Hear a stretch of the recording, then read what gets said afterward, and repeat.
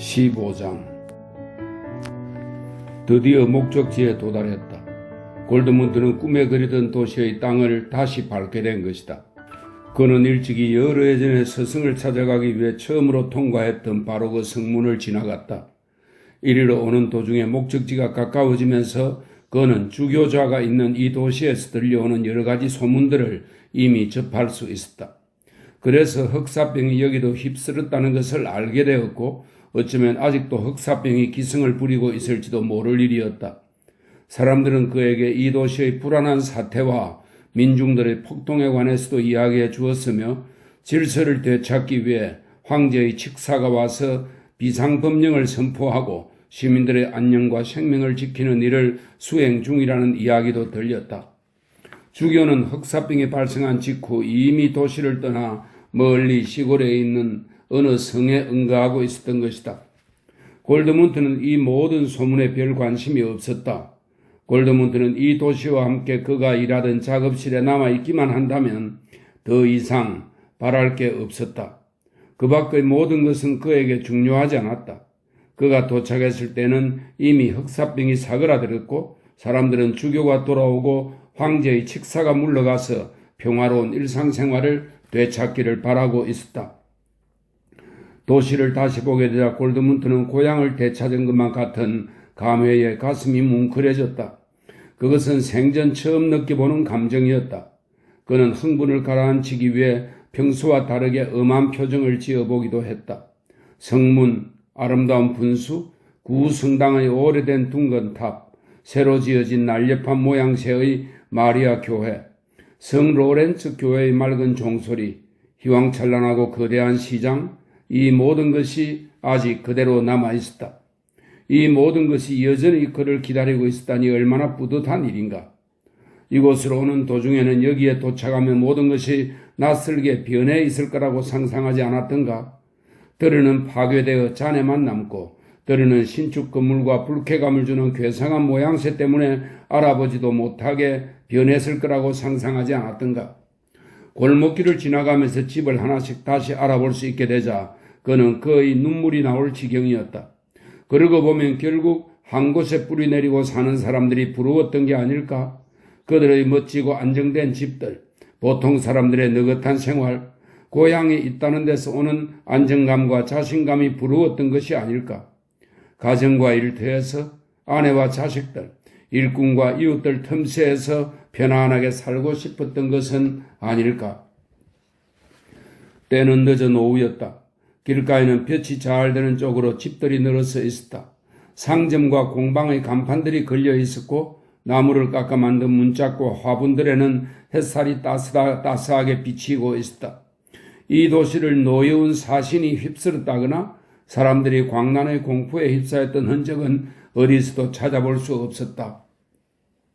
소리가 울리는 아치형의 다리 아래에는 맑은 강물이 시원하게 밝은 초록빛과 푸른빛을 내며 흘러가고 있었다. 골드문트는 잠시 강둑에 걸터 앉았다. 초록빛 수정처럼 반짝이는 강물 속에서는 여전히 검은 그림자 같은 물고기들이 미끄러지듯이 헤엄쳐 다니거나 물살과 반대쪽으로 주둥이를 돌린 채 꼼짝 않고 가만히 있었다. 또 바닥이 잘 보이지 않는 깊은 곳 여기저기에는 여전히 희미한 금빛이 반짝였다. 너무나 많은 기약이 담겨 있고 꿈에 부풀게 했던 바로 그 금빛이었다.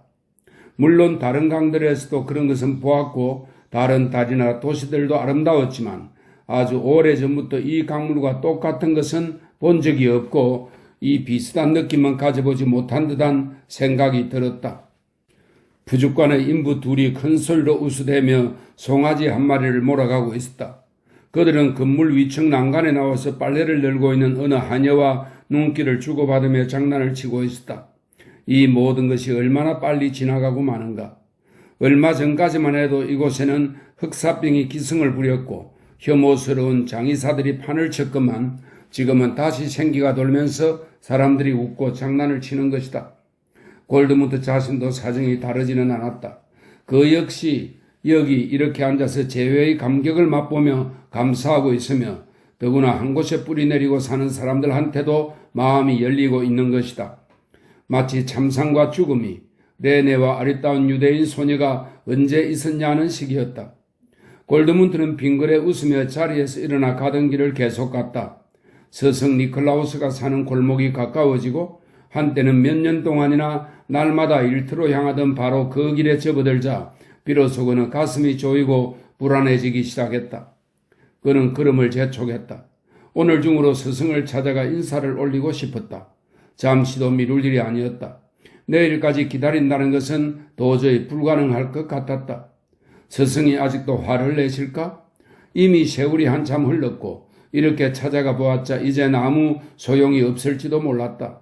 설령 그럴지라도 극복할 작정이었다. 스승이 아직 살아계신다면, 그분과 작업실만 그대로 있다면 아무래도 그만이었다. 마지막 순간에 무언가를 놓쳐버릴지도 모른다는 조바심 때문에 그는 발걸음을 재촉했고 마침내 눈에 익은 집 앞에 다다랐다. 문고리를 잡다 말고 그는 소스라치게 놀랐다. 문이 잠겨 있었던 것이다. 나쁜 징조일까? 예전 같으면 환한 대낮에 이 집 대문이 잠겨 있는 일은 없었다. 초인종을 울리고 기다렸다. 마음이 덜컥 불안해졌다. 이 집에 처음 발을 들여놓을 때 그를 맞아주었던 나이든 하녀가 나왔다. 노파는 몰골이 볼성사납게 변하지는 않았지만 이젠 더 늙었고 더 무뚝뚝해져 있었다. 게다가 골드문트를 알아보지도 못했다. 그는 떨리는 목소리로 스승의 안부를 물었다.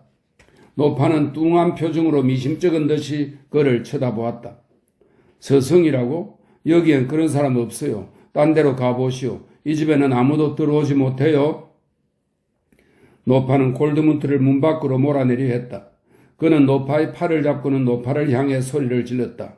마그리트 할멈, 어디 한번 말해보라고. 나는 골드문트요. 대체 나를 모른다 말이요. 나는 니클라우스 선생을 만나야겠소. 그러나 노안이 다 되어 흐릿하게 꺼져가는 눈에서는 전혀 반가운 기색이 떠오르지 않았다.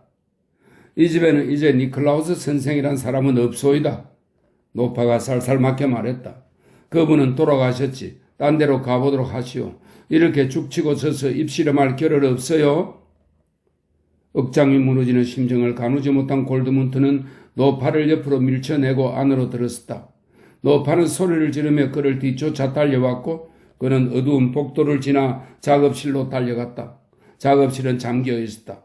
불평과 욕설을 퍼부으며 쫓아오는 노파를 내버려 두고 그는 계단을 올라갔다. 어스름한 빛이 들어오는 낯익은 공간에 니클라우스가 모아두었던 조각상들이 서 있는 것이 보였다. 그는 큰 소리로 리즈베트 아가씨를 불렀다. 방문이 열리고 리즈베트가 나타났다. 두 번씩이나 쳐다보고 나서야 그녀를 알아본 골드문트는 그녀의 모습에 가슴이 오그라들었다. 대문이 잠겨있는 것을 보고 소스라치게 놀란 순간부터 시작해서 이 집안의 모든 것은 마술에 걸린 것처럼 괴기스러운 분위기를 풍겼고 그는 악몽을 꾸고 있는 것만 같았다. 이제 리즈베트를 바라보면서 그는 정말 등골이 오싹해지는 기분이었다. 그 아름답고 당당하던 리즈베트는 간데 없고 우부정하게 덩어리가 굽은 소심한 아가씨가 나타났던 것이다. 그녀의 얼굴은 누렇게 떠서 병색이 짙었고 아무 장식도 없는 검은색 옷을 걸치고 있었으며 눈초리는 불안하고 안절부절 못하는 태도를 보였다. 그가 말했다. 실례합니다. 마그리트 할멈이 들여보내지 않으려 하더군요. 저를 몰라보겠습니까? 골드문트입니다. 부친께서 돌아가셨다니 정말인가요? 그녀의 눈초리를 보고서 그제야 자기를 알아본다는 것을 알 수 있었다. 그리고 그 자신이 이 집에서 결코 좋은 추국으로 남아있지 않다는 것도 알 수 있었다. 그래요? 골드문트시라고요? 그녀가 말했다. 목소리에서 이전의 오만한 의투가 약간 느껴졌다. 괜히 힘들이 오셨군요. 아버지는 돌아가셨어요. 그러면 작업실은 어떻게 되었습니까? 그가 대뜸 물었다. 작업실이라고요? 폐쇄했지요. 일거리를 찾으시려면 다른 데로 가보세요. 골드문트는 마음을 추스리려고 애를 썼다. 그가 다정한 의도로 말했다. 리즈베트 아가씨, 일거리를 찾으려는 게 아닙니다. 그저 인사만 드리려고 했던 겁니다. 선생님과 당신에게 말입니다. 이런 소식을 듣게 되다니 가슴이 미어지는군요. 당신도 힘든 시절을 보낸 것 같군요. 선친의 은혜를 입은 제자로서 당신을 도울 일이 있다면 말씀해 주십시오. 그러면 제 마음이 조금이나마 풀릴 것 같습니다. 아, 리즈베트 아가씨, 가슴이 찢어지는 심정입니다. 이렇게 깊은 고통을 겪으시다니. 그녀는 방문 안쪽으로 물러섰다. 고마워요. 그녀가 머뭇거리며 말했다. 이제 와서 아버지를 도와드릴 수도 없고 저에게도 마찬가지예요. 마그리트가 문간까지 배웅해 드릴 거예요. 그녀의 목소리는 좋지 않았다. 화가 난 것도 같고 초조한 것도 같았다. 그녀가 용기만 있다면 욕설을 퍼부으며 자기를 내쫓을 수도 있겠다는 느낌이 전해져 왔다. 그는 어느새 아래층에 내려와 있었고 노파는 이미 그의 뒤에서 대문을 닫고 빗장을 질렀다. 두 개의 빗장이 딱 하고 닫히는 소리가 그의 귓줄에 맴돌았다. 그것은 마치 관 뚜껑을 닫는 소리처럼 들렸다. 골드문트는 천천히 강둑 쪽으로 발길을 돌려서 다시 강물이 내려다 보이는 추억의 장소에 자리를 잡았다. 이미 날은 저물었고 강에서 찬 기운이 올라왔다. 앉아있는 돌도 차가웠다. 강변의 거리는 조용해졌고 강물이 교각을 철썩철썩 때리고 있었다. 이제 강물 속은 깜깜해졌고 더 이상 금빛도 반짝이지 않았다. 아, 차라리 지금 강두가리로 뛰어들어 물속으로 사라지면 좋으련만. 세상은 다시 죽음으로 가득 차 있는 것이다. 1시간이 지나자 저녁 노을은 사라지고 깜깜한 밤이 되었다. 그제야 울음이 복받쳤다. 그는 앉아서 울었다. 손등과 무릎 위로 따스한 눈물방울이 떨어져 내렸다. 그는 세상을 뜬 스승을 생각하며 울었고 리즈베트의 잃어버린 아름다움을 생각하며 울었다. 레네를 생각하며 로베르트를 생각하며 유대인 처녀를 생각하며 망하게 일찍 시든 리즈베트의 청춘을 생각하며 울었다. 늦은 시각이 되어 그는 술집을 찾아갔다. 한때 동료들과 곧잘 더잡이를 벌이곤 하던 곳이었다. 여주인은 그를 알아보았다. 그는 빵을 주문했고 여주인은 포도주 한 잔을 곁들여 빵을 내왔다. 그러나 그는 빵에도 포도주에도 손대지 않은 채 술집 안에 있는 긴 의자에 들어누워 그대로 잠이 들었다. 아침이 되자 여주인은 그를 깨웠고 그는 고맙다는 말을 하고는 술집에서 나왔다. 길을 걸으면서 그는 빵 조각을 씹었다. 그는 생선시장 쪽으로 걸음을 옮겼다. 거기에는 예전에 살던 집이 있었다. 분수대 옆에는 생선가게 아줌마들 몇이 살아있는 물고기를 팔려고 내놓고 있었고 골드문트는 통 속에서 아름답게 반짝이는 물고기들을 들여다보았다. 이런 광경은 전에도 종종 구경한 적이 있었다. 종종 물고기들이 불쌍해 보여서 가게 아줌마들과 상인들한테 화를 내곤 하던 기억이 떠올랐다. 또 어느 날 아침엔가는 이곳을 배회하면서 넋을 잃고 물고기를 바라보며 불쌍해서 무척 마음 아파하던 기억도 떠올랐다.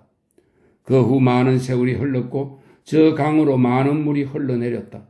그때는 무척 마음이 아팠었다. 그 사실만은 분명히 기억났지만 그때 왜 마음이 아팠는지는 이제 알 수 없게 되어버렸다.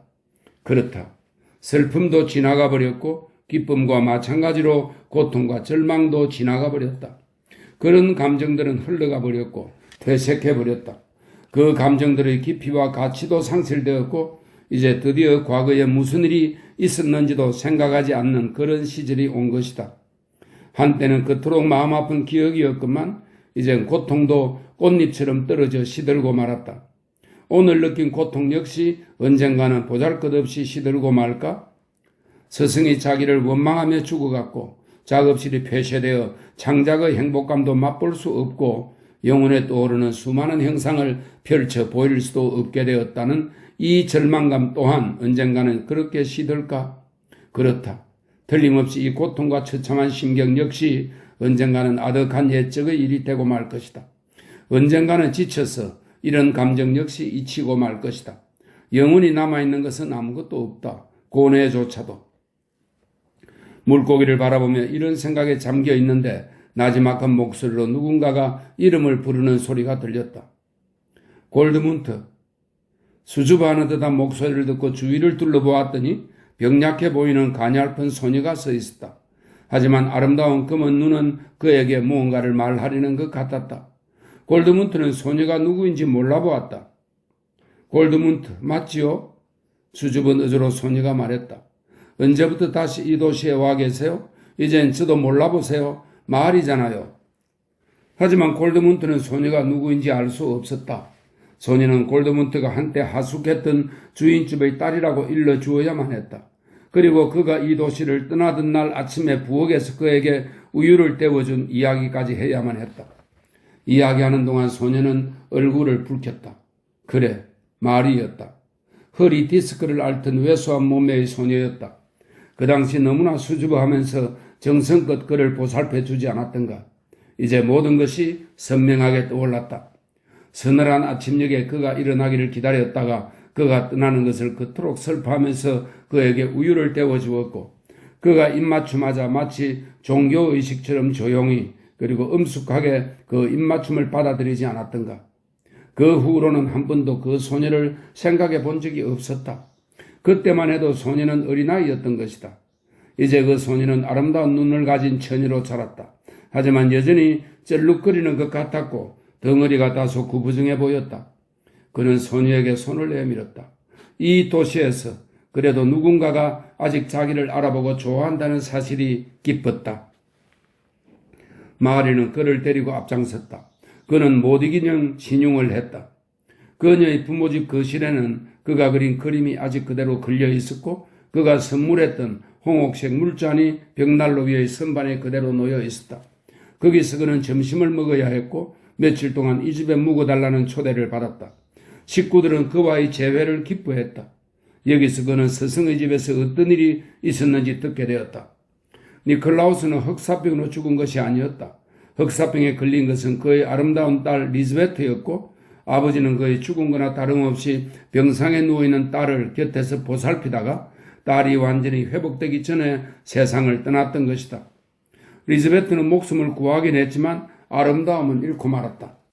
작업실은 임자 없이 비어있다고 집주인이 말했다.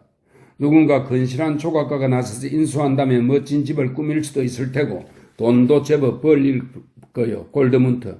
이 문제를 고려해 보시오. 리즈베트도 아마 거절하지는 않을 거요. 이젠 달리 어쩔 도리가 없을 테니까. 이런 이야기 말고도 흑사병이 휩쓸던 시절에 이런저런 이야기를 전해 들을 수 있었다. 폭도들이 처음에는 빈민 구호소리에 불을 지르고 나중에는 부잣집들을 습격해서 노락질했으며 주교가 달아나는 바람에 한동안은 이 도시의 질서와 치안이 유지되지 않았다고 했다. 그러자 바로 인근에 와 있던 황제는 하인디 백작을 직사로 급파했다. 백작은 과감한 군주여서 불과 몇 명의 기사들과 병졸들을 데리고 이 도시의 질서를 회복했다. 그렇지만 이젠 백작의 비상 통치가 끝날 때가 되었고 사람들은 주교가 되돌아오기를 기다리고 있다는 것이었다. 백작은 시민들에게 여러 가지 상납을 요구해왔고 그의 예첩 또한 악평이 자자했다. 아그네스라는 이름을 가진 그의 예첩은 둘도 없는 요부라는 것이었다. 그렇지만 그 사람들도 조만간 물러갈 테고 시의회에서도 선량한 주교 대신에 궁궐에서 놀아먹던 군인을 모시는 데 진력이 났고 황제의 총애를 받는 백작은 자기가 군주행세를 하며 수시로 황제의 사제를 접견하고 칙령을 접수하고 있다는 것이었다. 이제 손님인 골드문트가 겪은 일에 대해 질문이 쏟아졌다. 골드문트가 서글픈 어조로 말했다. 그런 얘기는 하고 싶지 않습니다. 마냥 떠돌아다녔죠. 어디를 가도 흑사병뿐이었고 시체들이 나뒹굴었죠. 어디서나 사람들은 공포에 들려서 제정신이 아니었습니다. 나는 그래도 목숨을 건지긴 했지만 이 모든 일도 언젠가는 다시 잊히고 말겠죠. 이제 돌아와 보니 스승이 돌아가신 겁니다. 며칠 묵으면서 푹 쉬었으면 합니다. 그러고 나서 다시 길을 떠날 생각입니다. 그렇지만 휴식을 취하기 위해 머물려고 했던 것은 아니었다. 낙담하여 마음의 갈피를 잡을 수 없었기에 행복했던 시절의 추억 때문에 이 도시가 좋아졌고 가련한 마리의 사랑이 그의 마음을 풀어주었기에 그대로 머물러 있기로 했던 것이었다. 그는 마리의 사랑에 아무런 응답도 할 수 없었다. 그녀에게 줄 수 있는 것이라고는 우정과 동정심뿐이었지만 그녀의 묵묵하고 겸손한 정성은 그의 마음을 따뜻하게 녹여주었다. 그렇지만 그런 사정보다도 더 강하게 그를 이곳에 붙잡아 두었던 것은 언젠가는 다시 예술가가 되겠다는 절박한 욕구였다. 작업실이 없어도 그만이었고 궁여지책이라 해도 그만이었다. 며칠 동안은 그림 그리기 말고는 아무것도 하지 않았다. 마리가 종이와 붓을 구해주었고 방에 틀어박혀 몇 시간이고 그림만 그렸다. 커다란 도화지가 때로는 급하게 휘갈기고 때로는 정성스레 그린 형상들로 채워졌다. 그렇게 해서 그의 마음속에 가득 차있던 그림책이 도화지 위에 펼쳐졌다. 그는 레네의 얼굴을 여러 번 그렸다. 불황아를 죽이고 나서 온통 만족과 사랑과 살기가 뒤섞인 미소를 짓던 레네의 얼굴. 숨을 거두던 날 밤 이미 형체도 없이 녹아내리며 다시 흙으로 돌아가던 레네의 얼굴. 그는 또 시체를 가득 실은 수레도 그렸다. 3명의 인부가 힘들게 수레를 끌고 있었고 기다란 막대기를 든 무두장이들이 검은 방역 마스크 틈새로 어물한 눈초리를 번쩍이고 있었다. 검은 눈에 날씬한 몸매의 유대인 소녀 레베카 역시 여러 번 그렸다. 그녀의 야무지게 담은 작은 입, 탈진한 상태에서 고통으로 일그러진 얼굴, 너무나 사랑스럽고 귀여운 젊은 자태, 쓰라린 표정이 어려있는 오만한 얼굴. 그는 또 자기 자신의 모습도 그려보았다. 방랑자의 모습, 사랑에 빠진 모습, 신음하는 죽음 앞에서 도망치던 모습, 흑사병의 와중에 생을 갈망하는 사람들의 술자리에서 춤추던 모습. 그는 하얀 도화지에 정신없이 매달려서 전에 알고 있던 리즈베트 아가씨의 오만하고 굳은 표정과 늙은 하녀 마그리트의 찌푸린 표정, 그리고 사랑과 동시에 두려움의 대상이었던 스승 니클라우스의 얼굴을 그렸다. 또 때로는 어렴풋한 윤곽의 여성상으로 대지의 어머니를 암시하는 형상을 그리기도 했다. 가슴에 두 손을 모으고 앉아 슬픈 눈길 아래로 미소가 살짝 스쳐가는 얼굴이었다. 이렇게 물길처럼 흘러가는 형상들은 그에게 무한한 충족감을 안겨주었다. 그림을 그리는 손끝에 느껴지는 촉감이 좋았고 그 얼굴들이 주인이 되었다는 느낌이 좋았다. 불과 며칠 사이에 그는 마리가 구해준 화첩을 모두 그림으로 채웠다. 마지막 도화지의 일부를 잘라내어 간결한 필치로 마리의 얼굴을 그렸다. 아름다운 눈과 체념한 듯한 입을 그렸다. 그 그림을 그는 마리에게 선물했다. 그림 그리기를 통해 그의 마음을 짓누르던 우울함과 정체감, 그리고 복잡한 심사가 풀리고 누그러졌다. 그림을 그리는 동안만큼은 자기가 어디에 있는지 잊을 수 있었고 그의 세계는 제도판고 하얀 종이 그리고 밤중의 촛불로만 이루어져 있었다. 이제 그러한 도취 상태에서 깨어나자 최근에 겪은 일들이 다시 생각났고 어쩔 수 없이 방랑벽이 새로이 솟구쳐서 도시를 배회하기 시작했다. 재회의 느낌과 이별의 느낌이 절반씩 뒤섞여 분열을 일으키는 기묘한 심정이었다. 그렇게 쏘다니다가 우연히 어떤 여자와 마주치게 되었다. 그녀를 바라보고 있으면 뒤죽박죽으로 헝클어졌던 그의 감정에 새로운 중심이 생기는 것이었다. 그녀는 말을 타고 있었다.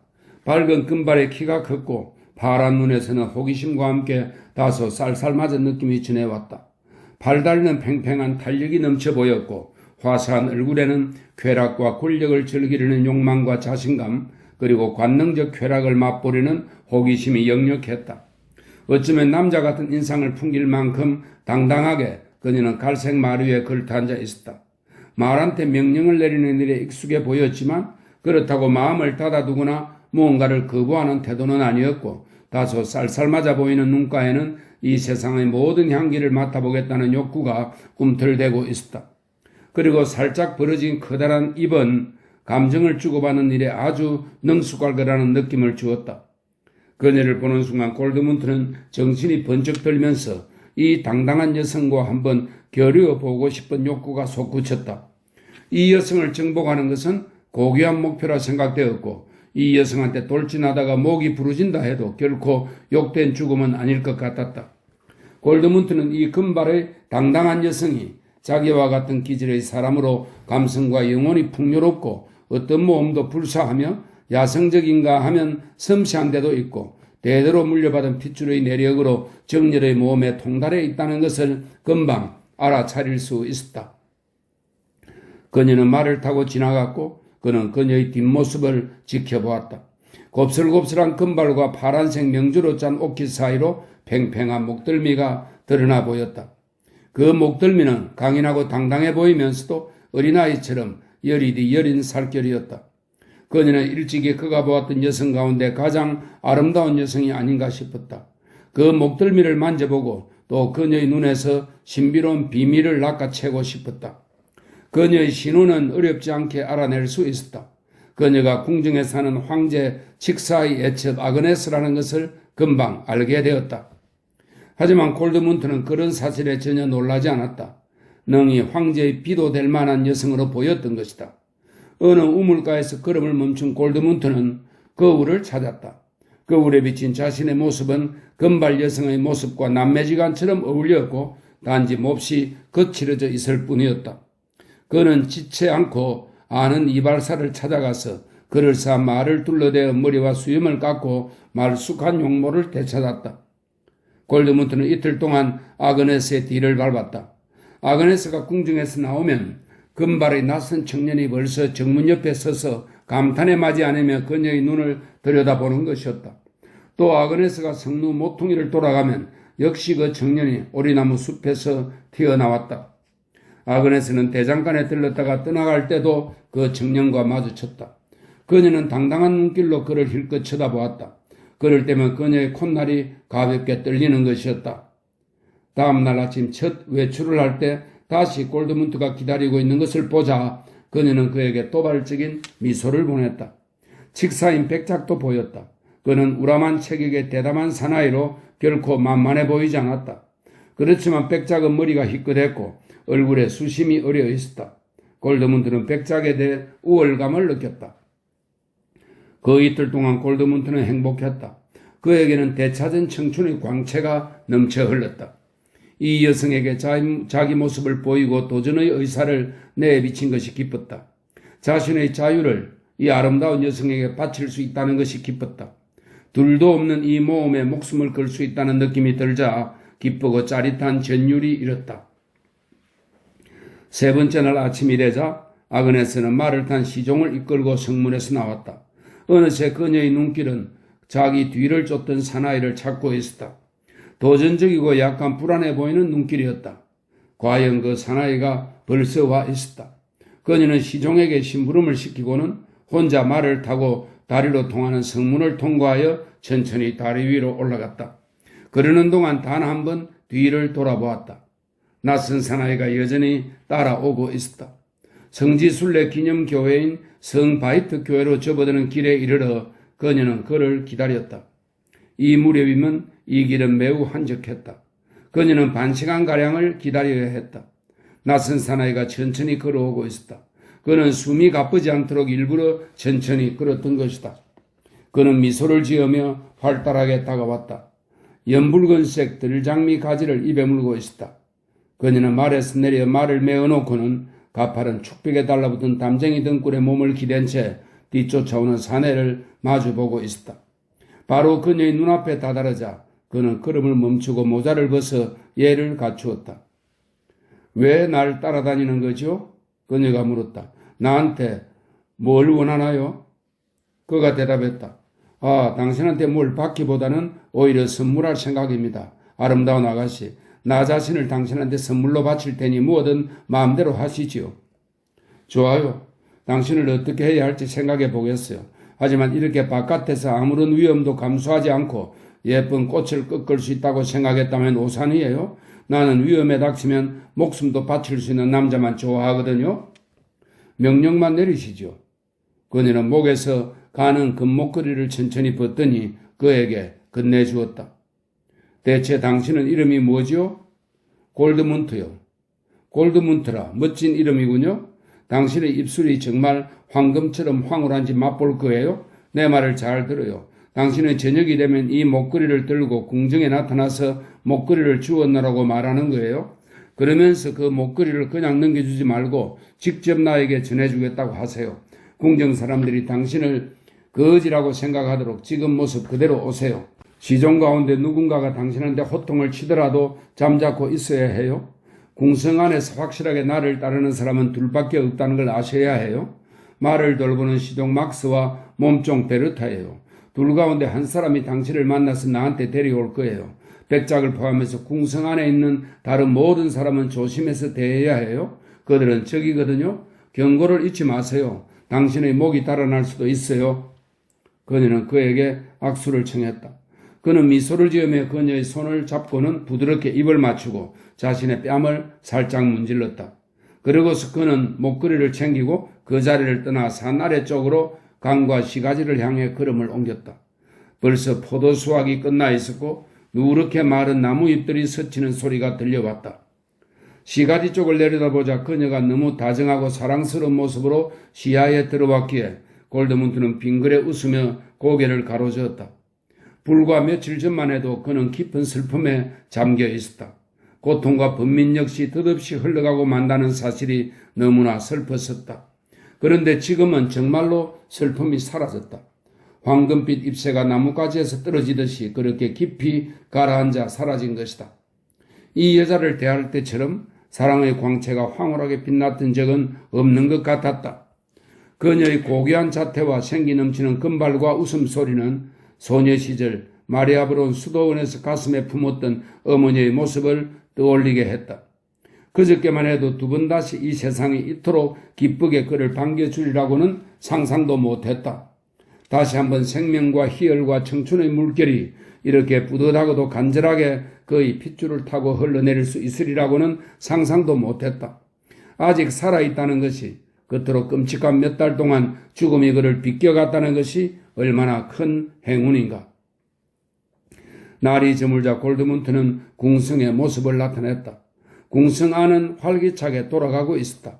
마을에서 안장을 내리고 전령들이 분주하게 오가는 모습이 보였고 단출한 성직자 일행이 하인들의 안내를 받으며 대궁문을 통과하여 계단을 올라가고 있었다.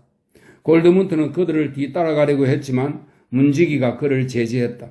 그는 목걸이를 꺼내 보이며 이 목걸이는 그 주인 되시는 분이나 몸종 아니면 누구한테도 건네줄 수 없다고 말했다. 그러자 문지기는 시종을 한 명 붙여서 그를 들여보냈지만 그러고 나서도 한참 동안 복도에서 기다려야 했다. 드디어 약삭발라 보이는 예쁜 여인이 나타나 그의 곁을 스쳐가면서 골드문트 씨지요? 라고 나지막이 묻더니 자기를 따라오라는 신용을 했다. 그녀는 소리 없이 어느 문 안쪽으로 모습을 감추더니 잠시 후 다시 나타나 안으로 들어오라고 손짓을 했다. 골드문트는 어느 작은 방으로 안내되었다. 방 안에는 가죽 냄새와 달콤한 향수 냄새가 가득했고 외투를 비롯한 온갖 옷가지들이 잔뜩 널려 있었다. 목재 옷걸이에는 여성용 모자들이 걸려 있었고 열려있는 신발장 안에는 온갖 신발들이 가득 들어 있었다. 그는 방 안에 서서 기다렸다. 그렇게 반 시간쯤 기다리면서 골드문트는 향수 냄새가 묻어나는 옷가지의 냄새를 맡아보고 모피를 쓰다듬으면서 주위에 가득 널려있는 온갖 예쁜 물건들을 호기심 어린 눈으로 바라보며 빙그레 웃었다. 드디어 안쪽 문이 열렸다. 들어온 사람은 몸종이 아니라 바로 아그네스 자신이었다. 그녀는 연분홍색 옷을 입고 흰색 모피 목도리를 목에 두르고 있었다. 그녀는 자기를 기다리던 사람을 향해 천천히 걸어왔다. 서늘한 파란색 눈으로 진지하게 그를 마주보면서 한 걸음씩 다가왔다. 오래 기다리게 했군요. 그녀가 조용히 말했다. 이젠 안심해도 될 것 같아요. 백작은 성직자들을 접견하고 있어요. 성직자들과 식사를 하면서 한참 동안 협상을 해야 할 거예요. 성직자들과의 접견은 늘 오래 걸리게 마련이죠. 지금부터 우리 둘만의 시간을 갖는 거예요. 반가워요, 골드문트. 그녀는 그에게 몸을 기울였다. 무언가를 갈망하는 그녀의 입술은 그의 입술에 점점 가까워졌고 두 사람은 말없이 첫 키스를 나누었다. 그는 천천히 그녀의 목덜미를 감싸 안았다. 그녀는 안쪽 문을 지나 그를 침실로 안내했다. 침실은 천장까지 촛불로 환하게 밝혀져 있었다. 식탁에는 식사가 준비되어 있었고 두 사람은 식탁에 자리를 잡았다. 그녀는 버터 바른 빵과 약간의 고기를 조심스럽게 그의 앞으로 내밀고는 파르스름한 빛깔의 예쁜 잔에다 백포도주를 따라주었다. 두 사람은 식사하면서 똑같이 파르스름한 잔으로 포도주를 마셨고 그들의 손길은 무언가를 탐색하듯이 서로의 목을 더듬었다. 이봐요. 당신은 대체 어디에서 흘러들어온 거예요? 그녀가 물었다. 군인인가요? 아니면 떠돌이 악사? 그 도주도 아니면 그냥 불쌍한 나그네인가요? 나는 당신이 원하는 모든 것이죠. 그가 조용히 웃었다. 나는 완전히 당신의 것입니다. 당신이 원한다면 악사가 되어드리죠. 그러면 당신은 나의 귀여운 악기가 되는 겁니다. 내가 당신의 목에 손가락을 대고 당신을 연주하면 우리는 천사의 노랫소리를 들을 수 있어요. 자, 이리 와요. 당신이 내주는 맛있는 과자를 먹고 백포도주나 마시려고 온 게 아닙니다. 오로지 당신 때문에 왔다고요. 그는 소리 없이 그녀의 목덜미에서 흰색 모피 목도리를 벗기고 그녀의 몸에서 살며시 옷을 벗겨내리기 시작했다. 밖에서는 대신들과 성직자들이 한창 회담 중이고 하인들은 살금살금 다니고 희미한 초승달이 완전히 나무 뒤로 숨어버렸지만 연인들은 그런 줄은 까맣게 모르고 있었다. 두 사람 앞에는 낙원의 꽃이 만발했고 서로가 서로에게 깊숙이 끌리고 빠져들었다. 낙원의 향기로운 밤에 길을 잃은 두 사람은 낙원에서 피어나는 하얀 꽃이 비밀스럽게 가물거리는 것을 바라보면서 섬세하고 감사하는 눈길로 애타게 그리던 열매를 땄다. 악사는 여태껏 이토록 멋진 악기를 연주해 본 적이 없었고 악기 또한 이렇게 강렬하고도 정통한 악사의 연주를 들어본 적이 없었다. 그녀가 뜨거운 숨을 몰아쉬며 그의 귀에 대고 말했다. 골드문트, 당신은 황홀한 마술사예요. 귀여운 당신, 당신의 아이를 갖고 싶어요. 더 간절한 소망이 있다면 당신을 위해 죽는 거예요. 저를 들이마셔요. 저를 녹여주세요. 죽여주세요. 아그네스의 서늘한 눈매에서 초점이 흩어지고 눈동자가 풀리는 것을 보면서 골드문트의 목구멍 깊숙한 데서는 행복의 탄성이 울려나왔다. 그녀의 거악한 눈동자에는 마치 단말마의 미시한 전율처럼 가벼운 떨림이 스쳐갔다. 마치 죽어가는 물고기의 살갗에 은빛 떨림이 잦아들듯이 저 깊은 강 속에서 마술의 광채가 은은하게 황금빛으로 반짝이듯이 인간이 체험할 수 있는 모든 행복이 바로 이 순간 속으로 모조리 흘러든 것만 같았다. 그녀가 눈을 감은 채 몸을 떨며 누워있는 동안 골드문트는 지체 없이 조용히 일어나 살며시 옷을 입기 시작했다. 그는 한숨을 내쉬며 그녀에게 귓속말로 이야기했다. 사랑하는 당신, 이제 가야 합니다. 여기서 죽고 싶지는 않아요. 백작한테 맞아 죽을 수는 없어요. 그러기 전에 먼저 우리 두 사람의 행복한 시간을 다시 한번 갖고 싶어요. 오늘처럼 말이요. 한 번만 더, 아니 수없이. 그가 옷을 다 입을 때까지 그녀는 말없이 누워있었다. 이제 그는 살며시 이불을 덮어주고는 그녀의 눈에 입을 맞추었다. 골드문트, 그녀가 말했다. 아, 가야만 하나요? 내일 다시 오세요. 위험한 조짐이 보이면 미리 기별할게요. 다시 오세요. 내일 다시 오세요. 그녀는 종을 울려 몸종을 불렀다. 의상실로 통하는 문에서 몸종이 그를 맞더니 궁성 앞으로 안내해 주었다. 몸종한테 금화 한 잎이라도 쥐어주고 싶었던 그는 잠시 자신의 가난이 부끄러웠다. 자정 무렵 그는 생선시장에 당도하여 주인집을 올려다 보았다. 시간은 늦었고 아직 잠들지 않은 식구는 아무도 없을 터였다. 어쩌면 노숙을 하게 될지도 몰랐다. 그런데 놀랍게도 대문이 열려 있었다. 그는 소리 없이 들어가서 대문을 잠갔다. 그의 방으로 가는 길은 부엌을 통과하게 되어 있었다. 부엌에는 불이 켜져 있었다. 가물거리는 기름등불 아래 마리가 식탁에 앉아 있었다. 2시간, 3시간을 기다리다 지친 그녀는 깜빡 졸던 참이었다. 골드문트가 들어서자 그녀는 깜짝 놀라 벌떡 일어섰다. 그가 말했다. 아, 마리, 아직 안 자고 있었나? 자지 않고 있었어요. 그녀가 말했다. 제가 깨어있지 않았다면 돌아오실 때 대문이 잠겨 있었을 거예요? 기다리게 해서 미안해, 마리. 밤이 너무 깊었군. 화내지 말아요. 골드문트, 한 번도 당신한테 화낸 적 없어요. 다만 좀 슬플 뿐이에요. 슬퍼하지 말아요. 어째서 슬픈 거지? 골드문트, 저도 건강하고 아름답고 강했으면 좋겠어요. 그러면 당신이 밤중에 남의 집에 가서 다른 여자들과 사랑을 나누지 않을 테니까요. 그러면 당신이 한 번쯤 제 곁에서 저를 조금은 좋아할 수도 있지 않을까 했어요. 그녀의 부드러운 목소리에서는 어떤 희망도 느껴지지 않았다. 분해하지도 않았고 단지 슬퍼할 따름이었다. 골드문트는 당황해서 그녀의 옆에 서 있었다. 그녀의 마음을 아프게 했다니 할 말이 없었다. 그는 조심스러운 손길로 그녀의 머리를 잡고는 머리카락을 쓰다듬어 주었다.